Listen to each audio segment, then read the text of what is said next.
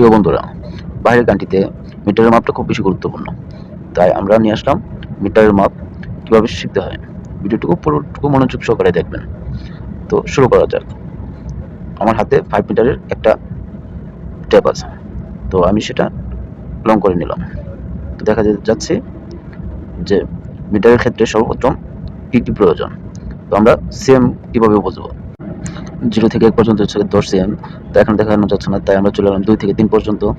তো 1, 2, 3, 4, 5, 6, 7, 8, 9, 10। এই যে 2 থেকে 3 পর্যন্ত হচ্ছে 10 সেম। এভাবে এভাবে 1 থেকে 10 পর্যন্ত হচ্ছে 100 সেম। তো আমরা 100 সেমে 1 মিলিমিটার বুঝি। তো এখন আমরা 10 কে 100 বুঝি। আমরা মিলিমিটার হিসাব কীভাবে করতে পারবো?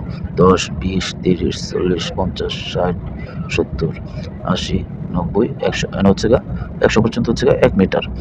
ঠিক আছে? 100 মিলিমিটার হচ্ছে 1 মিটার। আর